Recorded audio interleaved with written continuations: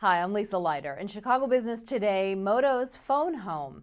Downtown Chicago has lost a host of big corporate headquarters in the last decade, but now it has a shot at retaining one of the area's biggest companies as it undergoes a breakup. Crain senior reporter Tom Korfman has learned that Motorola is shopping around for a home for its cell phone business that it plans to spin off from the unit that makes police radios and networking equipment. He sat down with me to talk about the story he wrote in this week's print edition of Crain's. Tom, thanks for being here. Nice scoop this week.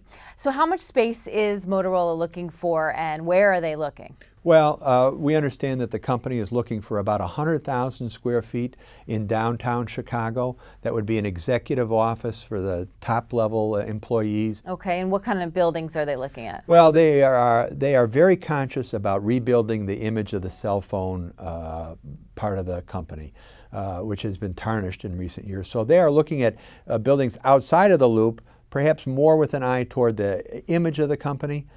We understand that in downtown Chicago that they are focused on 3 buildings: the former IBM Plaza on the riverfront, the former Chicago Place Mall on North Michigan Avenue, where they would take some of the upper floors, or the John Hancock Center. And I can imagine that as they look at other cities, they are at Dallas and in Northern California, they are looking for similar kind of high-profile, high-impact buildings to truly kind of try and make a statement with the headquarters. Okay, so what kind of edge does Chicago have in this contest? When you say they're looking at those other areas, do you think that Chicago will end up being the winner here? Well, Chicago's edge is that they are the current home of the cell phone business, and it would be very expensive to move. We estimate that the company has roughly 3,000 employees in its cell phone campus in Libertyville. Over time, perhaps those jobs could move to another city, but in terms of a dramatic shift, that would be very, very costly. The other advantage is perhaps history, and because of the company's long ties here, and perhaps if they want to clearly make an image, they are better off with a location in Chicago where they're not overshadowed by the Silicon Valley giants like Google, or in Dallas, which has become a kind of a telecom haven, and where they would just be kind of perhaps a sense of an also-ran.